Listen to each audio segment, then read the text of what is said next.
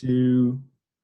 All right, ladies and gentlemen, it is Friday, so you know what time that means. It's time for another episode of No Label Live. And if you are joining for the first time, I'm your man, Nathan. And this show is all about people's experiences with labels and how they create the life that we have. Whether good or bad, we choose our labels, and it determines who we become in the world. So all the guests that I have on the show share their stories about labels and how they've impacted their life and how they rise above circumstances and create the life that they want.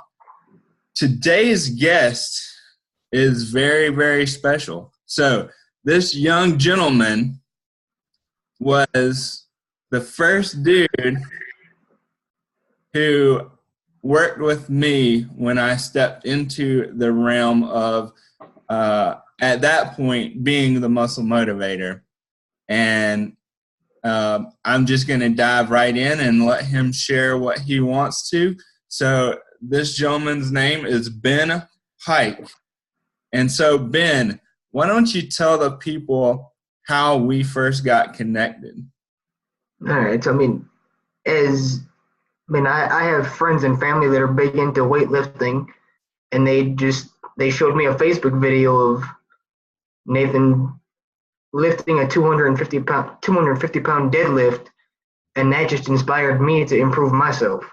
So I eventually ventured out. I found him on Instagram, started communicating back and forth, and eventually ended up with a month of coaching, which really opened my eyes to having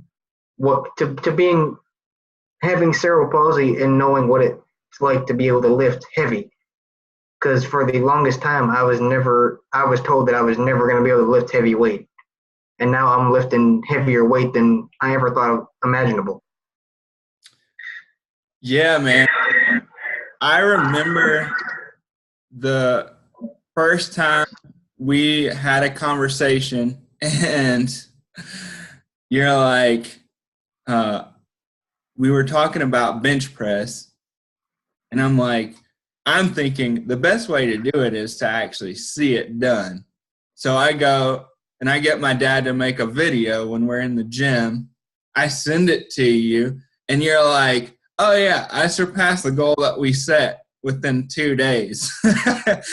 Yeah, but that's just because I was raised to not let anything stop me. Like my parents have they have said, if you let something stop you, that's not okay. The word can't is not in my vocabulary. So I was raised on, I can do anything that I want to as long as I put my mind to it. That's why when I set my goal, I worked on it, and eventually it just repetition just kept at it for so long that eventually after 2 days I hit it. That's kind of where that came from. I mean, it's just a mindset and how I was raised. Absolutely. And what do you think, like when we first started, you had a lot of people telling you, who is this guy? What are you talking about this coaching, right? Oh yeah, my mom was very skeptical. She was like, I just hope he's not scamming you out of anything. I just hope he's not scamming you and giving you false information and leading you down a wrong path. And I assured her, like I told her, I was like, Tyler, who's the friend that showed me the video, I was like, Tyler's the one that put him in my sights to give me a reference. And I started talking back and forth with you, and I was like, I can trust him, and we went from there. And then she was like, all right, well, I'll just let you do your thing, and we'll just leave it at that. And the greatest things that you told me was we were focused on farmer walks at one point. And what happened when your dad saw you do the farmer walks that you were able to do during our time working together? Oh, he was amazed because he was like, because from the time that I started with 10 pounds in each hand, after about a week of me and him doing it together, by the end of the week, I was up to 25 pounds in each hand. It just that repetition and having somebody right there pushing me. Yeah. I mean, even if I was only doing them at home for that week, and eventually moved to the gym where I was able to do them more consistently with heavier weights than just 25 pounds, I was able to have somebody. It's basically like having a workout partner. You had somebody there to motivate you and help you if you need it, which are the two biggest things that come is the reason why many people suggest that you work out with somebody, because you got somebody who's motivating, you got somebody who's more than likely on the same level that you are, so you're doing it together, and you can keep each other accountable. Is what is kind of how where I viewed that was he was holding me accountable to make sure that I moved forward and didn't just say, "Oh, I can do 10 pounds. Let me just do that for 3 weeks and we'll go from there." He Yeah. pushed it every day. Every day was an increment. So I did it from Monday to Thursday. Started with 10 pounds, went to 15, then went to 20, and by Thursday I was at 25. And eventually, once I moved to the gym and got heavier, I think the heaviest I was able to hold was a 35-pound weight in my right hand. That's Which, a for me, to be able to hold a 35-pound weight in my right hand and be able to carry it, even if it was for, say, maybe 10 steps, that's big. That's a big motivator for me because it shows me that I'm getting stronger and my body can adapt. Even though I have to adapt to most exercises because I know my CP is different because it's primarily only affects one side of my body, because I know most people that I know that have CP that go here to Coastal have it affects mainly their legs and one side of their upper body. So really, to me, to only have that one side effect, the fact that I'm able to do that is awesome. And I'm loving every minute of it. That's what keeps me going to the gym 3 or 4 days a week. Yeah. And I think when we were talking last week, you're like, I'm doing a deadlift and I got to hold back a minute because the brace isn't ready to do it because it's Yeah. weight and you had to fix your brace. But I can blame my brace popping, the hinge popping out because I was doing a 135-pound deadlift. yeah, That's where that blame is going. I'm not sure if that's what caused it, but I'm gonna say that because it's motivating to me because it's like if a 135-pound deadlift caused my brace to pop, what's gonna happen when I increase that weight to say 145 pounds, 150 pounds? yeah, absolutely, man. So when we started, we only focused, our goals were mainly fitness related, but how else did us starting to work together impact your life outside of fitness?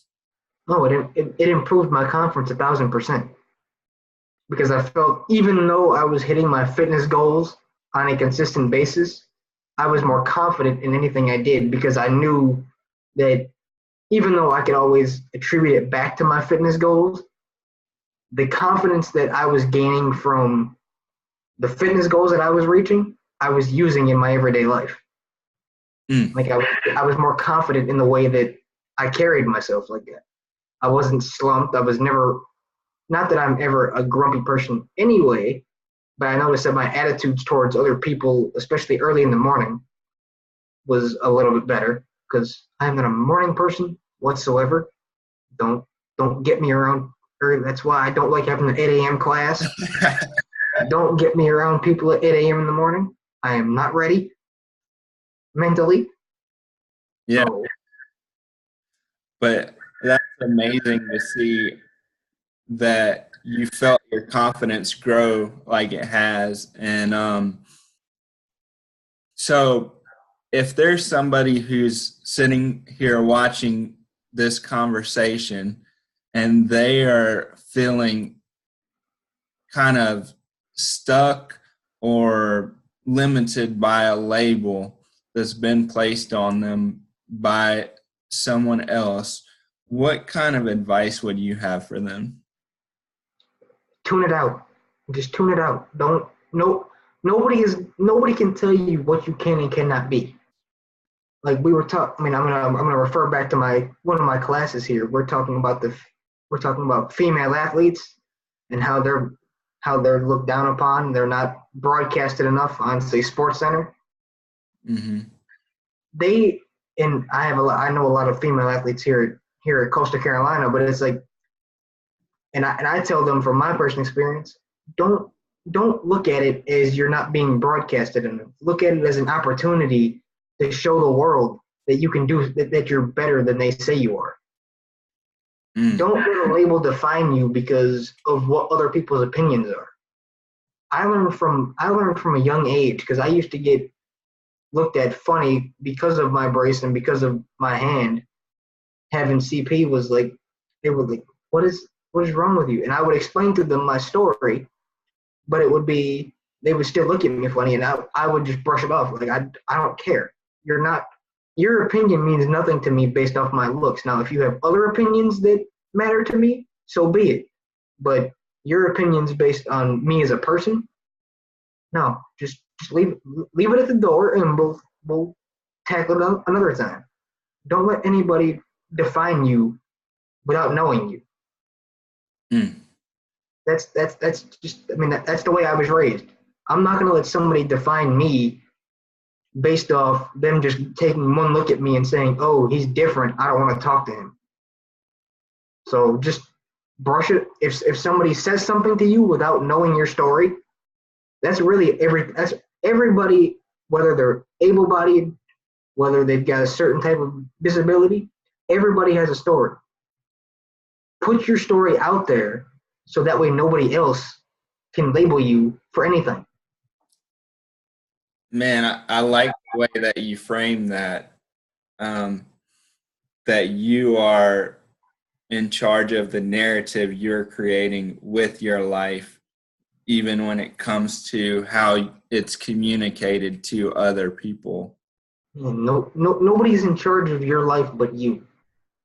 Powerful. Yeah. That's about it. I mean, there's nothing, nobody can tell you that you can or cannot do something. If somebody says that you can't do something, say, screw you, and I'm doing it. I'm going to do this, and you're going to watch me, and then you're going to come back to me maybe 5-10 years down the road, and I'm going to be on a higher level, whether it be mentally or physically on you, because I was able to accomplish something that you and maybe hundreds of other people said that I would never be able to accomplish. You know what's interesting, when people come at you with the I can't thing, I think it's really a reflection of what they actually believe about themselves sometimes. Oh, definitely. Like they're trying to deflect it that I can't do something because they can't physically do it. That's what they're doing. They're deflecting it to somebody who isn't able-bodied, because that's just an excuse for them to get out of it. If they deflect it to somebody who isn't, and I'm gonna able-bodied, then then their life is fine and they'll move on. But really, deep down, they can't do it themselves. And I hate sounding like a jerk here, but if somebody tells me that I can't do something, I laugh in their face. I laugh at them. That's plain and simple. You tell me I can't do something, I laugh at you, I go do it, and then you look like a fool in front of everybody else. That's just how that works. All right, let me ask you this. So what would it look like to reframe, like, the idea of laughing at somebody, and is there a way that can be communicated differently? Because everybody's not going to be to do that, right? Everybody's going to No, communicate a little bit differently. So, I mean I mean, I I laugh at them because they're telling me that I can't do anything, that I can't do something.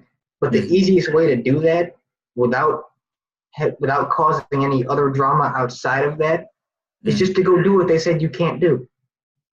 Just go do what you said they can't do. Maybe do it 2 or 3 times before you go back and see them. Make sure they come with you when you do it. That way they can see you do it. And then they can't do anything. They're stuck. I, They go back and forth and they watch you do the action they just said you can't do. Then what do? Huh. Well, and what would you say would be helpful? Because I'm sure there's things, I know for me, there's been things that I've said, oh, I'm not sure that I can make this happen, right? I don't know. I don't even know if I can do this. Um, have you ever had something in your life where you're like, I'm not really sure if this is possible? And what kind of tools did you use to reframe that, get focused, and actually prove to yourself that it was possible? I mean that's easy. That's the 135-pound squat that I did a couple of weeks ago. There was a point in my life where I was like, I'll be because of the differentiation in my muscular physique that I have because of my CP. I never thought that I'd be able to do it.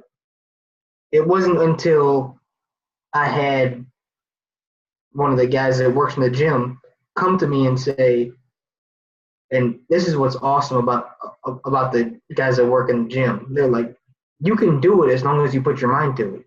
And I was like, all right. So I asked him because I was already on the squat doing squats anyway, and I was Mm-hmm. already up to 115.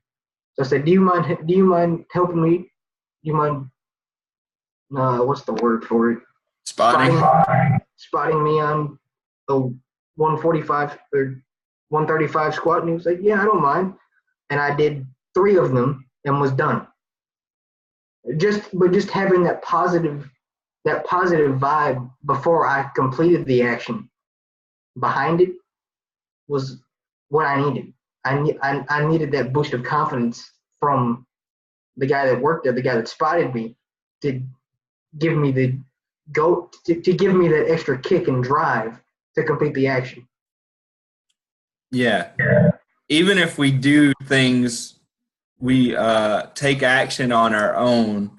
I'm a big believer in oftentimes somebody believed in us before we believed in ourselves that we could make it happen. I think there's always at least that one person that is that person that dropped the seed in your mind that something's a possibility, whether that's nowadays somebody you see on social media, whether it's a parent or a teacher or a friend. I don't know who that is for everybody, but I truly do believe that.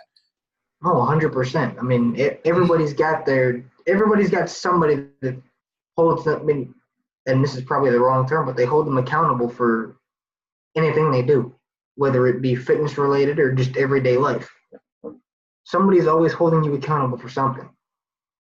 I don't want anybody who's listening to this podcast. I don't want them going around thinking, oh, nobody's physically in my life right now holding me accountable for anything.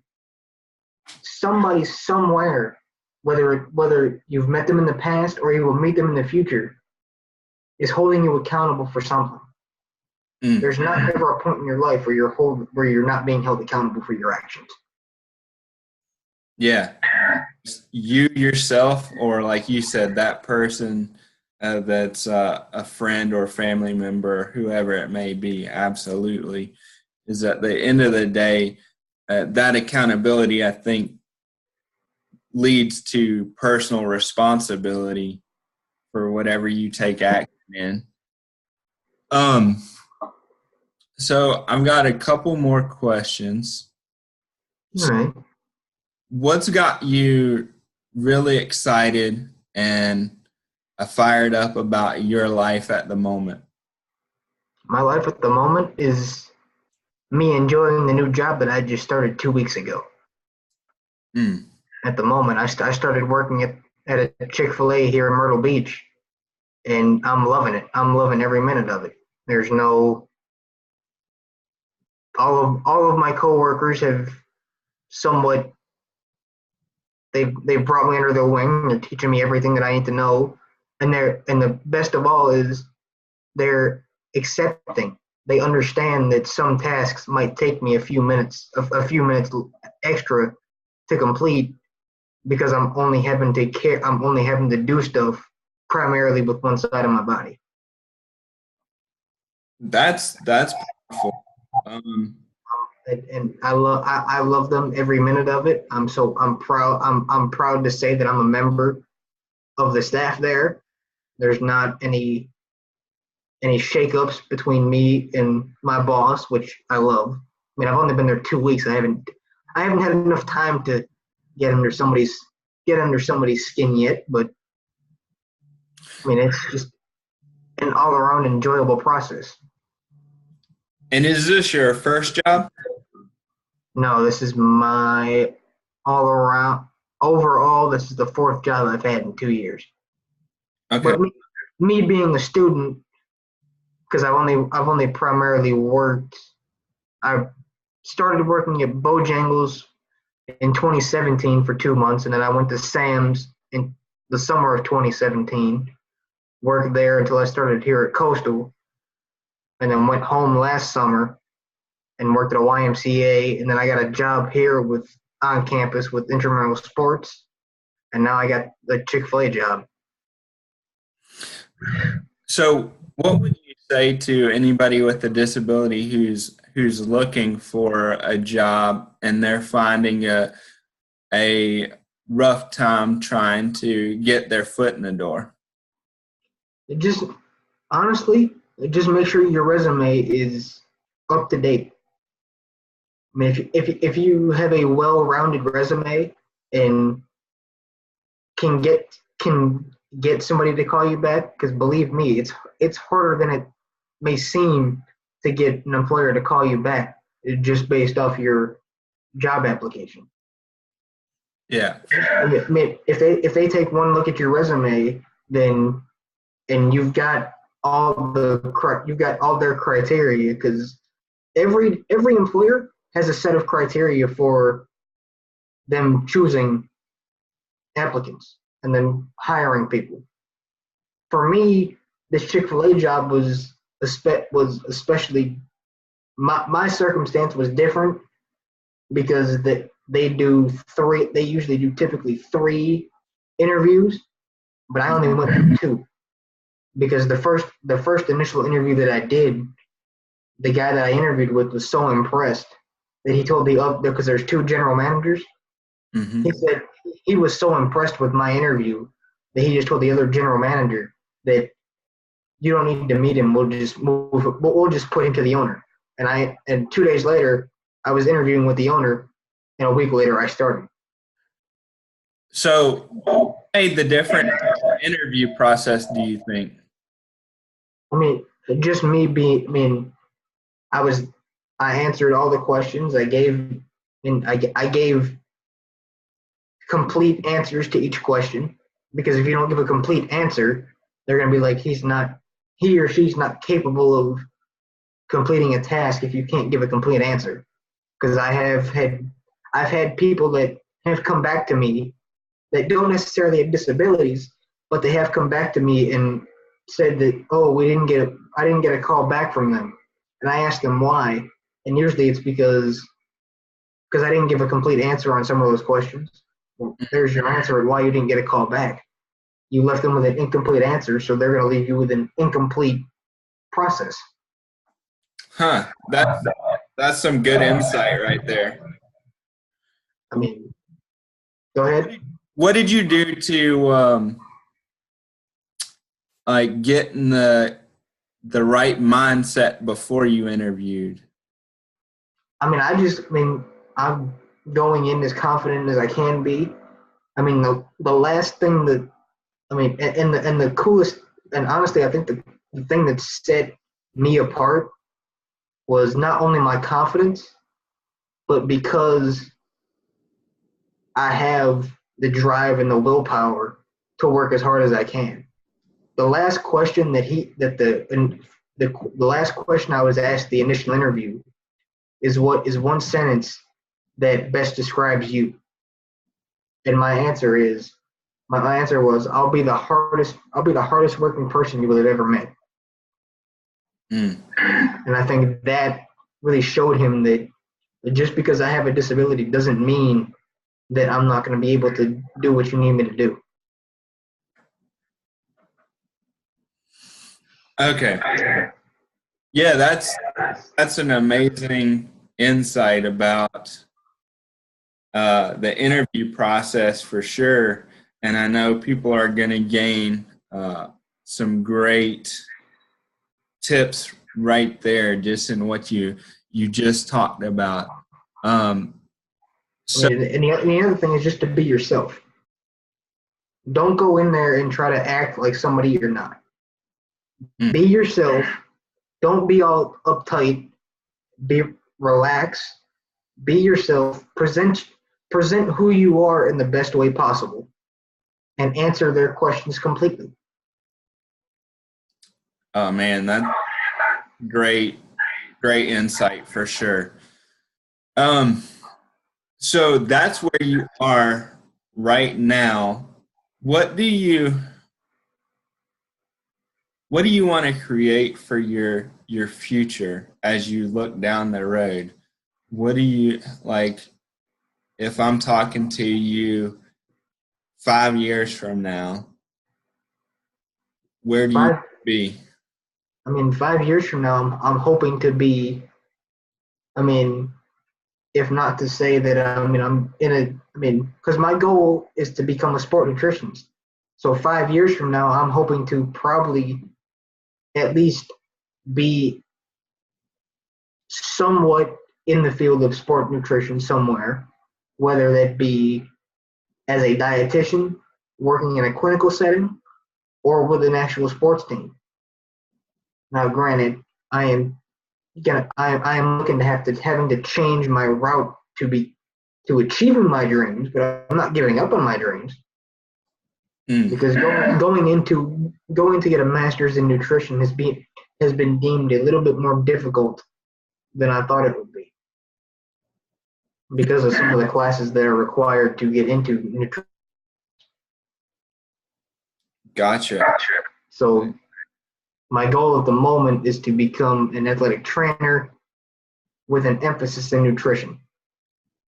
That way I'm still getting the sports aspect of it and I already have some of the knowledge of what an athletic trainer does and how to do it because of some past experiences that I've had. Mm-hmm.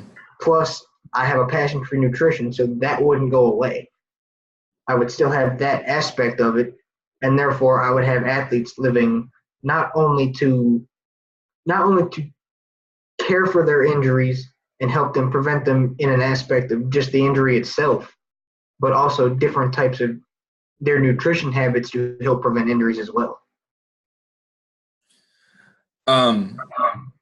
What I like about what you said right there is you had to change the route of how you're planning on getting to the goal, but you're not saying, okay, I didn't get it here, so I'm just going to stop. You said, okay, how do I go around this? How do I go over it? Maybe I have to dig under it. I don't know what it looks like, but I know that I need to adapt to make it happen. Yeah, I have been adapting to certain stimuli for 20 years. That's ingrained in my brain. If something doesn't go my way, I have to adapt it. I have to get it to where it can go my way. Yeah. And that's what I'm doing. Absolutely. I'm adapting my career path to go the way I want it to be able to emphasize the things that I have a passion for. I'm getting that by taking this other route because the original route that I had isn't possible without me getting it would take if I were to go the route that I was originally going to go, it would take me 6 years to get a bachelor's degree because of the classes that I need. Mm-hmm. And my mom is not okay with that. Like, I want you to get your bachelor's in 4 and a master's in 2. So you got to find them. If you got to find another way to get to your goal, find it. And I did. I ultimately did. So that's awesome. All right. So where people listen to this and they want to connect with you, how can they connect with you? Well, you can either connect with me over Instagram at bpike5, or you can connect with me through email at benpike@rocketmail.com. And I'll make drop those in the comments for the show, in the show notes, so anybody can connect with you if they want. I got 2 last questions. First is, if you are being described by somebody who's only met you for like, let's say you've had a 2-minute conversation with this person. All right. What words would you like them to use to describe you as a person? I mean, confident, friendly, and well-rounded. Confident, funny, well-rounded. Friendly. Oh, okay. Not funny. Friendly. Friendly. I mean, funny is there too, but I feel like I'm kind of going based off of the initial interview that I had at Chick-fil-A. Those are the 3 words that he told me, the 3 words that he described me as when we were done. He said, "I like you're a confident, friendly, and well-rounded individual." Is what he told me. Awesome. Which, and you've kind of touched on this a little bit, but I want to bring people back to it, and that is, when you think about no label defines me, what does that mean to you? to not let anybody tell you that you can or cannot do something. Don't let a label signify that you can or cannot do anything. That just because somebody labels you as something, that doesn't mean that you can or cannot. Like, people have labeled me as disabled and different. Does that stop me from acting the way that I do, being as confident as I am around them? No, because I don't let those labels get under my skin. I don't let them affect me in any negative way. I use those labels as motivation. That's what motivates me to kind of look at it as, okay, you want to label me differently? All right, that's fine. Go ahead and do it. But I'm not going to act any differently than you. So just don't let it negatively impact your mindset in any way. You are your own individual. You create the path that you want to for your life. No ins, ands, or buts about it. That's powerful. That brought up another question for me. What does the word disabled mean to you? I mean, if I had to pin something on that, it would be that you don't have use of your limbs.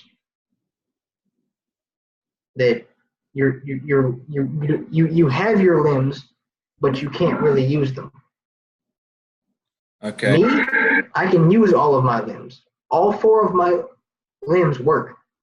They may not work like an able-bodied person's limbs work, but they're still usable. I still use them in everyday aspects of my life, whether it be in the gym or just everyday life. So, And what misconceptions of the world are about the word disability? they're like, if you're not if you're not quote unquote normal, then you're disabled.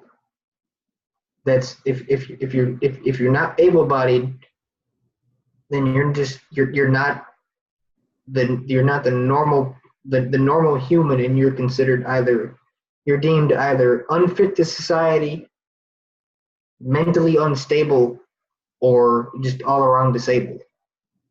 And how do you use that label every day? I just I show people that, like, just because I may not have as good as use of one side of my body, mentally and physically, I'm no different than you. There's no difference between how my brain functions and how my body functions that yours doesn't. It's all anatomy and physiology. The body only functions one way. Just because mine may not appear to function that way, on the outside, internally, it all functions the same. It may not look from an appearance standpoint that it does, but it does. There's no, I mean, And so, if you were your younger self, what's a piece of advice you would give him? just keep on pushing. Don't let anybody tell you different. If somebody says that they don't think that you can do something, push yourself to do it. Awesome, man. I want to acknowledge you for getting on here and sharing your thoughts and sharing who you are with the world and talking about your story with labels. I appreciate everything that you're up to, and I know you're going to create big things in the world.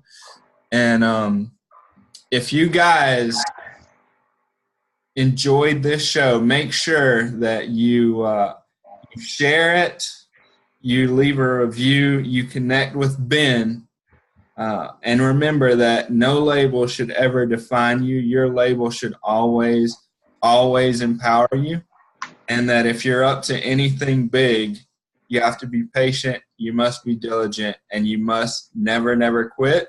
And we will see you guys next Friday.